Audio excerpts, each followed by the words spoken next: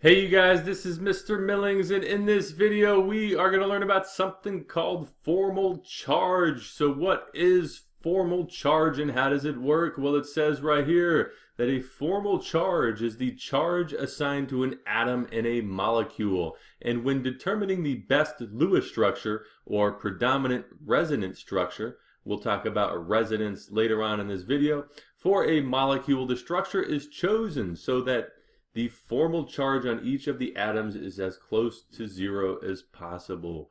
So how do we determine the formal charge of atoms that are in a molecule? Well, to get the formal charge of an atom in a molecule, it's simple. We're going to take the number of valence electrons in the atom, in the stable atom, and we're going to subtract the number of connected bonds surrounding the atom plus the number of lone electrons that are surrounding the atom. And so here are a couple rules regarding formal charge. It says 1, compounds with formal charges closest to zero is best. So compounds prefer a total formal charge that is going to be closest to zero. And secondly, it says when determining the preferred Lewis structure for a compound or molecule, a negative charge on the most electronegative element is preferred. So we'll apply these two rules here later on in the video, but let's first figure out how we can start determining the formal charge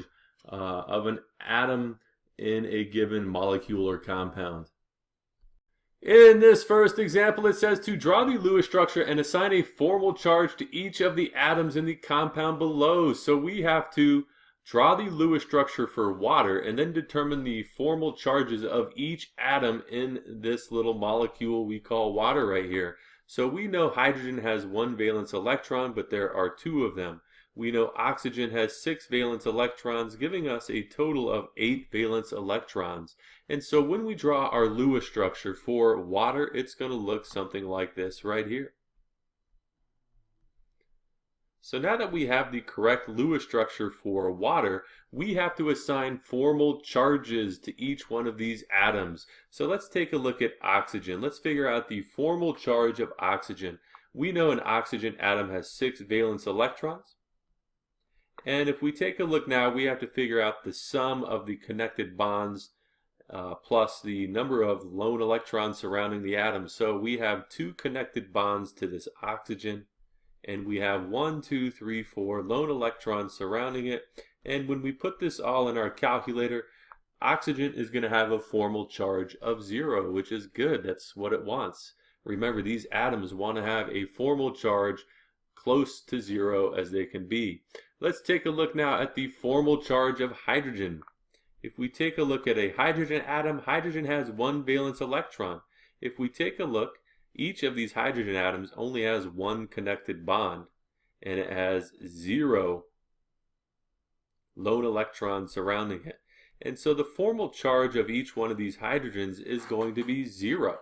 And that's what molecules and compounds prefer. They prefer formal charges that are closest to 0. And in fact, if we take a look, every one of the formal charges on each one of these atoms in this water molecule is in fact 0. So that is how we can assign formal charges to each atom in a given compound or molecule. Let's take a look at another example.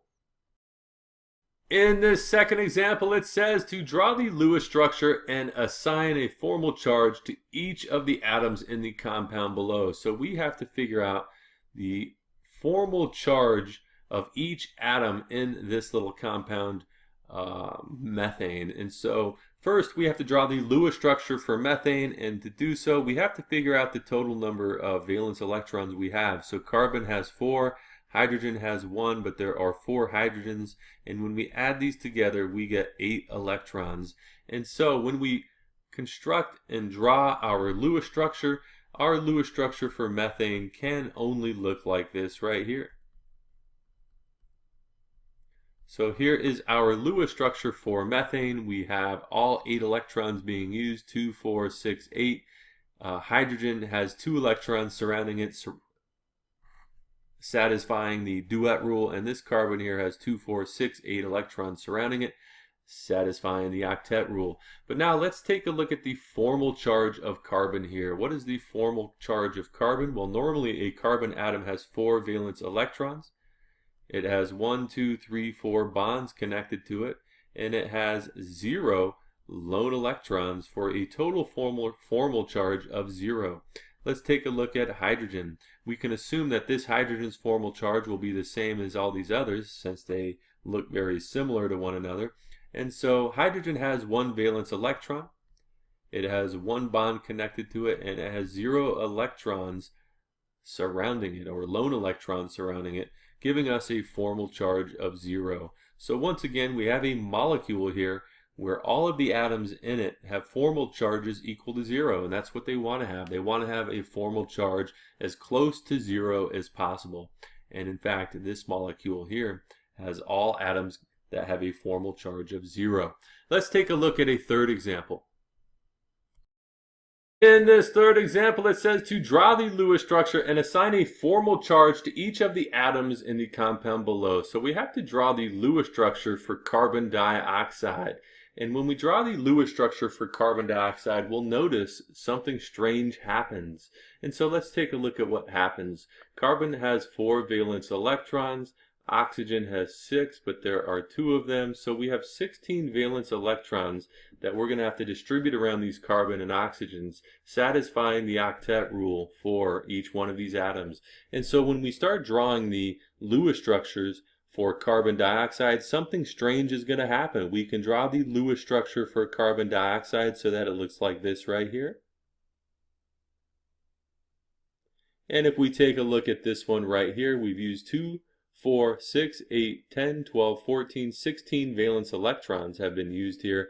And this oxygen has 2, 4, 6, 8 surrounding it. This carbon has 2, 4, 6, 8. And this oxygen here has 2, 4, 6, 8 electrons surrounding it. What we'll also notice that we can draw the Lewis structure for carbon dioxide so that it looks like this right here.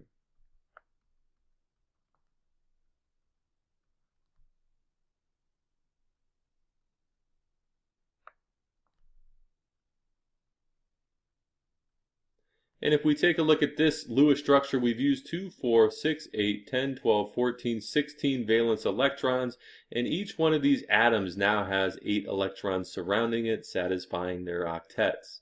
If we take a look at a third way that we can draw the Lewis structure for carbon dioxide, it's going to look like this right here.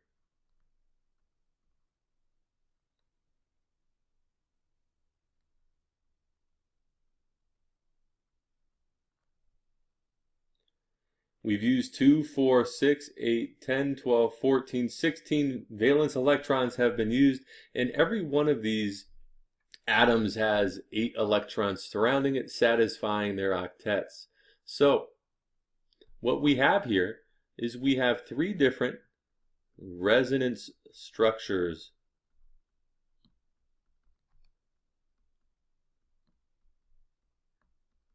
For carbon dioxide, right? We can draw the Lewis structure in 3 different ways for this same molecule. Therefore, there are 3 resonance structures. And so when we show resonance, when we're drawing these Lewis structures, we're typically going to put a double-sided arrow in between each one of these, indicating that they are in fact resonance structures of one another. And so how do we determine now which of these 3 resonance structures is going to be the preferred resonance structure, or the preferred Lewis structure? Well, what we have to do is take a look at the formal charges of each atom in the molecules here. And so let's take a look at this one first. Let's take a look at this oxygen right here. If we take a look at this oxygen right here, oxygen normally has 6 valence electrons. There is one bond connected to this oxygen, and there are 6 lone electrons surrounding it, and so we'll end up with a formal charge here of -1. So we have a formal charge here equaling -1 on this oxygen right here. If we take a look at our carbon here, if we take a look at this carbon right here, carbon normally has 4 valence electrons. We see 1, 2, 3, 4 bonds connected to it and 0 electrons that are surrounding it. and we'll end up with a formal charge of 0 right here on our carbon. And if we take a look at this oxygen right here,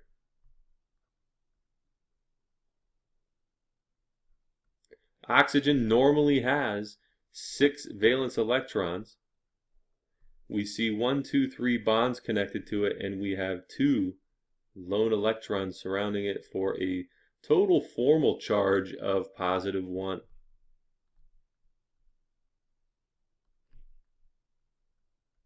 So let's take a look at this one next door here. If we take a look at this one next door, let's look at this oxygen right here. If we take a look at this oxygen right here, oxygen normally has 6 valence electrons.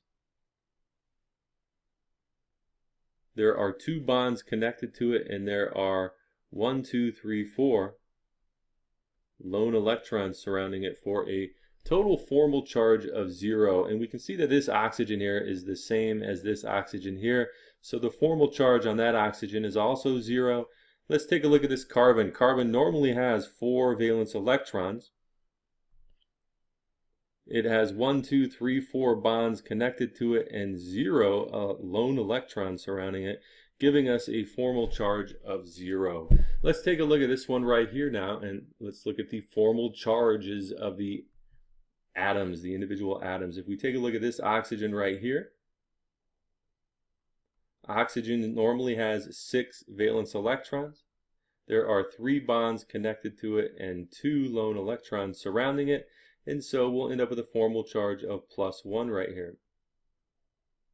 Let's look at this carbon right here. If we take a look at this carbon, carbon normally has 4 valence electrons. We'll see that there's 4 bonds connected to it and 0 lone electrons, giving us a formal charge of 0 right here. And now let's take a look at this oxygen right here. If we take a look at this oxygen, oxygen normally has 6 valence electrons. There's 1 bond, and there are 6 lone electrons surrounding it, giving us a formal charge of -1. And so now that we've figured out the formal charges of all these, well, which is going to be the preferred Lewis structure? Well, the preferred Lewis structure is going to be the Lewis structure in which the atoms have formal charges closest to 0. And if we take a look at this center one, if we take a look at our center Lewis structure here, where the double bonded carbon to oxygen here and double bonded carbon to oxygen here, we'll see that every one of these atoms has a formal charge of 0, and that's what molecules prefer, the atoms in molecules prefer. They prefer a formal charge closest to 0. So we would say that this one right here is going to be the preferred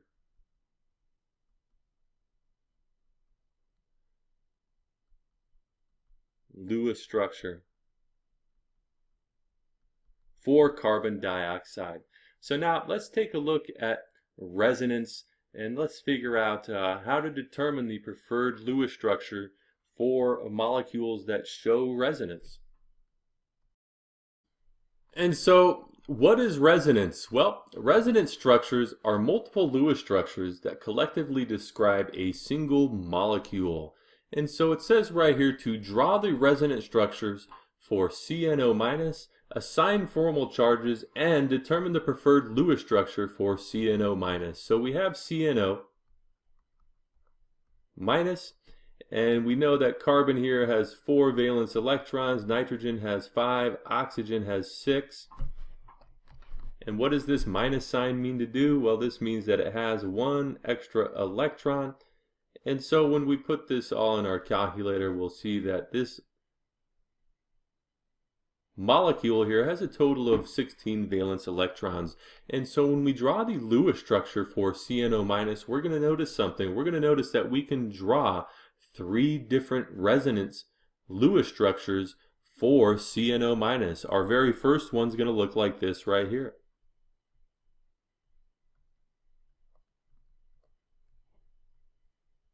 If we take a look at this first resonance structure, we'll see that we've used all 16 valence electrons, 2, 4, 6, 8, 10, 12, 14, 16 valence electrons, and every atom here satisfies the octet rule. 2, 4, 6, 8, this carbon has 2, 4, 6, 8, and this nitrogen has 2, 4, 6, 8. So there's our first resonance structure.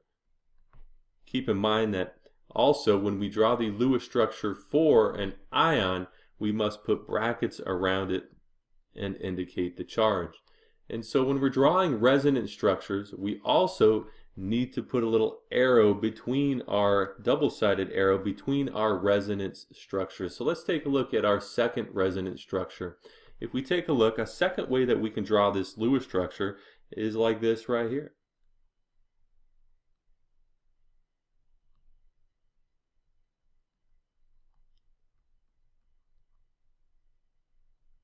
If we take a look at this second Lewis structure, we'll notice that we've used 2, 4, 6, 8, 10, 12, 14, 16 of our valence electrons have been used, and every single atom here satisfies the octet rule. So here's a second resonance structure for CNO-, and if we take a look at a third one, it's going to look like this right here.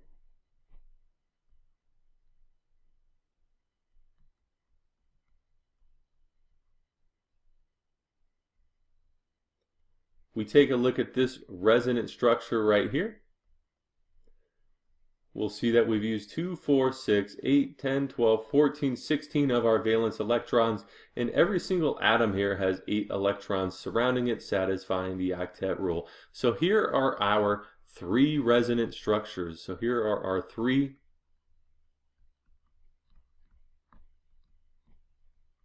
resonance structures for CNO-. So now let's figure out the formal charges of the atoms that are in these molecules and determine which of these 3 resonance structures is going to be the preferred resonance structure. So let's start right here. If we take a look at nitrogen here, nitrogen normally has 5 valence electrons. If we take a look, we have 1, 2, 3 bonds to it, and we have 2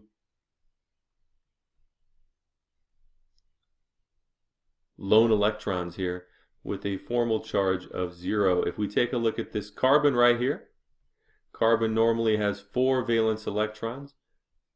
It has 4 bonds to it and no lone electrons surrounding it. So right here it will have a formal charge of 0. And if we take a look at this oxygen, oxygen normally has 6 valence electrons. It has 1 bond connected to it, and it has 6 lone electrons surrounding it. So we'll have a -1 right here. If we take a look at this resonance structure here, we'll see that nitrogen normally has 5 valence electrons. It has 2 bonds connected to it, and 1, 2, 3, 4 lone electrons surrounding it, giving us a formal charge of -1. If we take a look at the carbon, carbon normally has 4 electrons, 4 valence electrons. It has 1, 2, 3, 4 bonds connected to it. It has 0 lone electrons surrounding it with a formal charge of 0. And if we take a look right here at this oxygen, oxygen normally has 6 valence electrons. It has 2 bonds connected to it, and 1, 2, 3, 4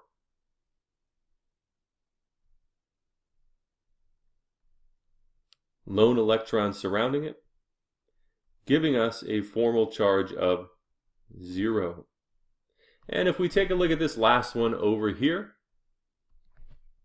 nitrogen normally has 5 valence electrons.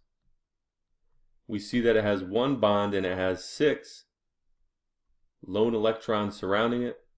So we'll end up with a formal charge of -2. This carbon here normally has 4 valence electrons. A carbon atom has 4 valence electrons. 1, 2, 3, 4 bonds surrounding it and no lone electrons surrounding it, giving us a formal charge of 0.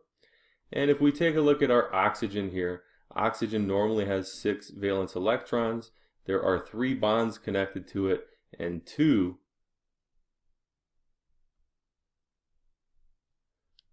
lone electrons surrounding it. And we'll end up with a formal charge here of +1.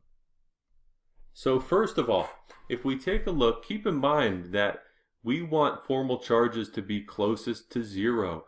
If we take a look, this one right here stands out, right? This one stands out if we take a look and compare the formal charges of these other resonant structures. This -2 here is too far away from 0 compared to these other resonant structures. So this one right here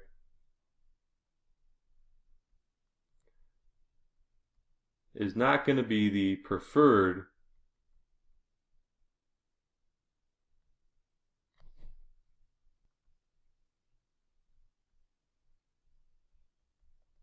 resonant structure for CnO-. So it comes down to these two right here. We'll notice that the formal charges on these are identical, right? We have a total formal charge of -1 here and -1 here. So which of these two resonant structures is going to be the correct resonant structure or preferred Lewis structure for CnO-? That's what we're trying to figure out here.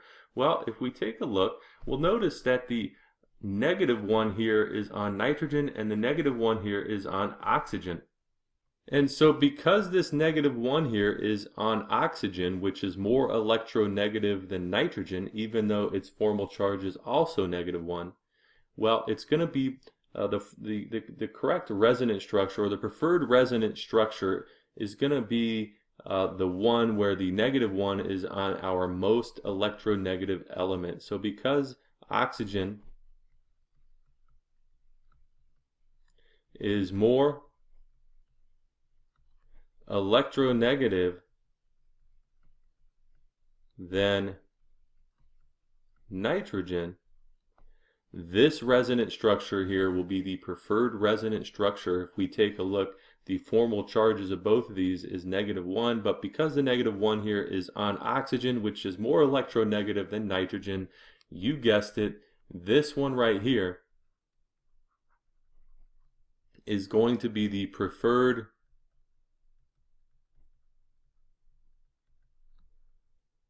Lewis